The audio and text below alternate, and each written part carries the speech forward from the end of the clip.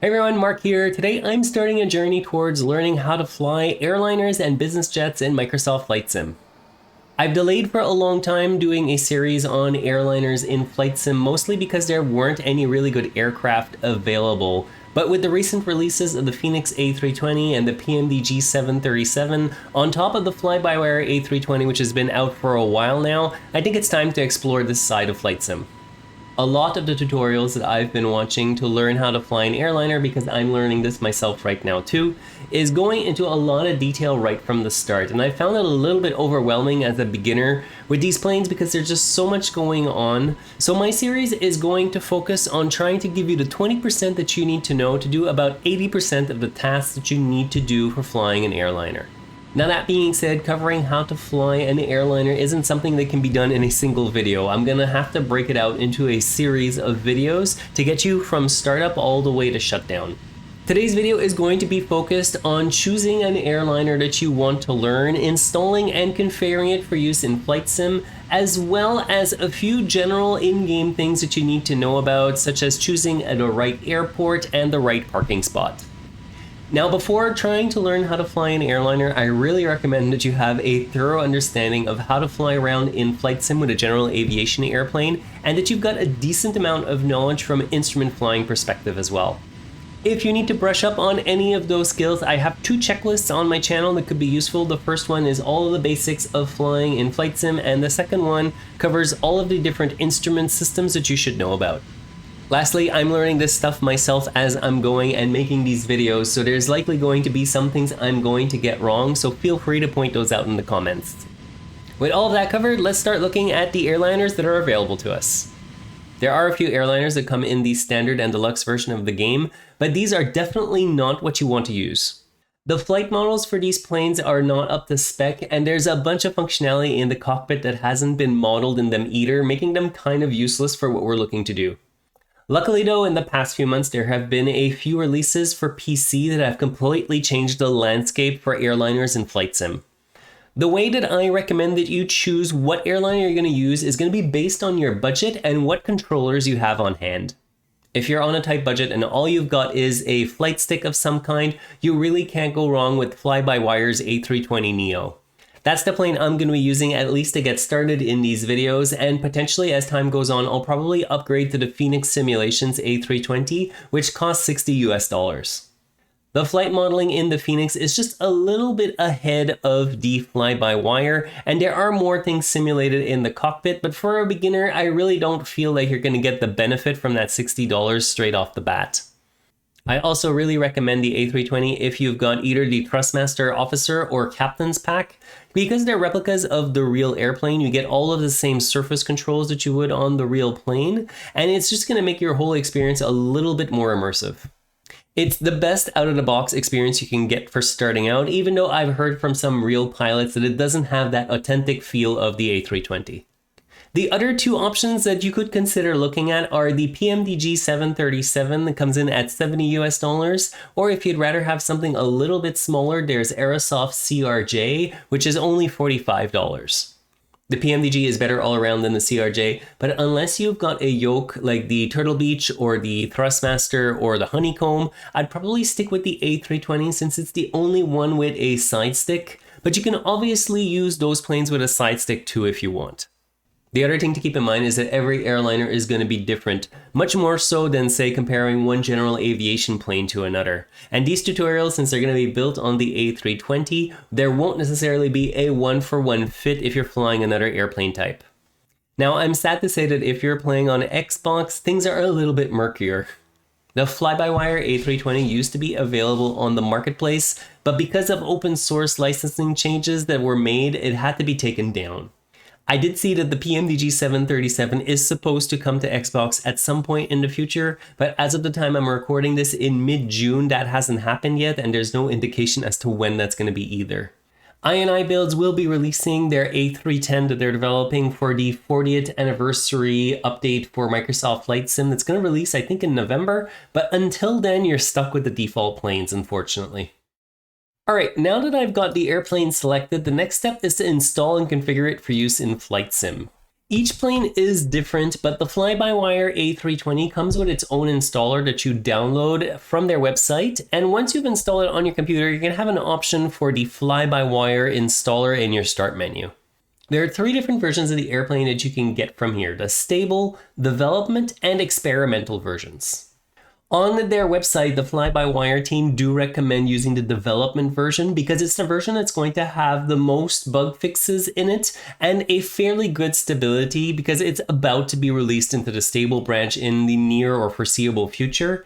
But personally, I use the stable branch just because I don't really care about new features, and even though there may be some bug fixes, because I'm just getting started with airliners, I'm probably not going to notice any of those bugs to start with, but it's really up to you to decide if you want the stable or development version. This is also where you would come when you have to update the airplane when a new version is released. You sort of have to come back and check on this fairly frequently because there's no mechanism to tell you that there's a new version available, and it won't auto-update itself either. The stable version seems to update every few weeks, and the development version seems to update every few days, so that gives you a decent idea on how often you should be going to check on it to see if there's an update available.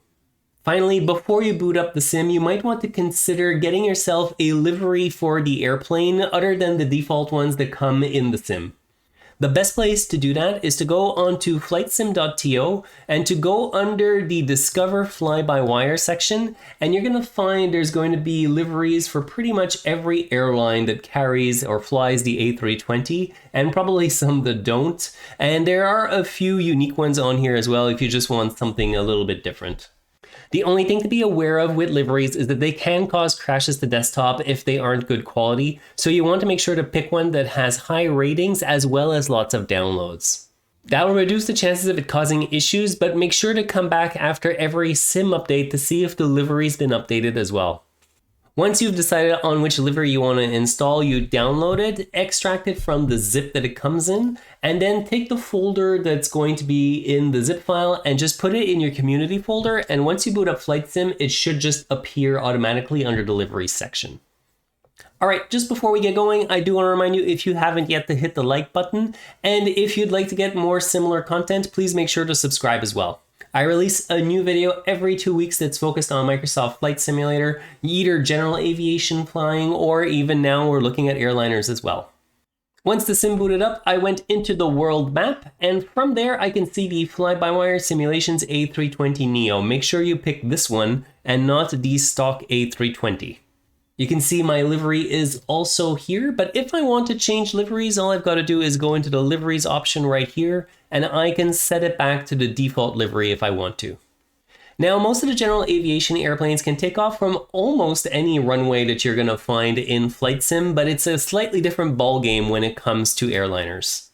The A320 needs a runway that's about 2,000 feet long at a minimum, with a hard surface like concrete. But you're also going to want to make sure you pick an airport that's big enough that'll have taxiways that are wide enough to support the airplane too. You'll be fine if you pick a major city's airport, and even a lot of the regional ones are going to be fine as well. One trick that you can do to know if the airport supports the A320 is to have a look at the flights that are going there in real life. And if you see an A320 flight on that list, that means you're probably set for using it in Flight Sim as well. Now, as for picking a spot to start the flight, there are 5 different options that you can choose from. The first choice is if you just click on an airport and you choose Set as Departure, it's going to set you up to start from a runway, and the airplane's going to be all set up for you to just take off. What I'm going to be doing in these tutorials, though, is starting from the cold and dark state, so basically the airplane is completely off, and we're going to want to bring it to life. So instead of choosing a runway, I'm going to choose one of the gates or parkings in the drop-down here. There are 3 gate sizes that you can pick from, and that's usually either gate small, gate medium, or gate heavy, and you're going to see there's a lot of ramp parking spots as well.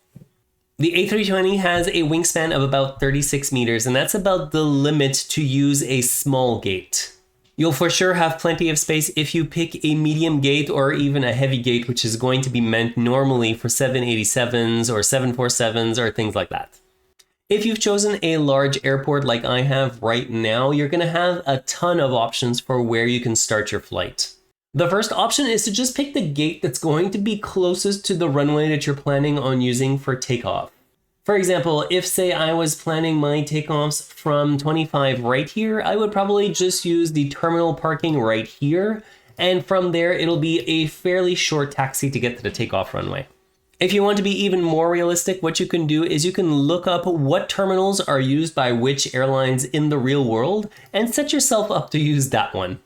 Let's say you find out that the Air Canada flights take off from Terminal 6. What you'll have to do is look up the airport diagram, compare it to the satellite view here that you can fairly easily tell where all the different terminals are, and then you'll be able to pick a gate within that terminal fairly easily. It'll make your flight just a little bit more realistic, especially if you have the right livery installed. Another option, if you want to simulate a cargo flight, you can also start from the ramp. The easiest way to figure out what ramp to start from is to use satellite view and find where the cargo areas are. You'll be able to spot them pretty easily because you'll see a lot of planes parked on the ramp. At LAX, the cargo area is just south of the runways, and you can see that all the ramps are marked as GA. That means that the sizes small, medium, and large won't match up with the gate sizes. In those cases, I'm always going to pick the large because the small and medium are just going to be too small for the A320. With all of that done, I'm pretty much ready to hit fly and launch the sim. One thing that you want to be aware of, for the first time that you're loading the A320, you might notice that the load time is really a lot longer than it normally is. What's happening in the background is it's actually compiling all of the source code of the airplane for use in the game, and you really just have to wait it out. It can look like the sim has hung, but it really hasn't. Give it a good 5 to 10 minutes and you'll eventually boot in to the cockpit. It's the same thing when you update the airplane. It's going to take a little bit more time to load up that first time again because it's recompiling all of the source code for the airplane. Once it's done though, the next time you reload the sim, it'll be a lot faster to boot up. It shouldn't take more than the normal amount of time it usually does for a general aviation airplane. Once the plane's loaded, you can see it's at the cargo area spot that I selected a few seconds ago, and I'm pretty much ready to get the airplane running now and get off the ground.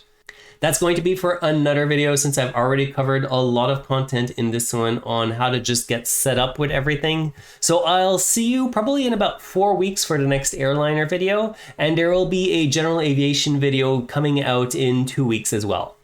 On that note, take care and I'll see you soon.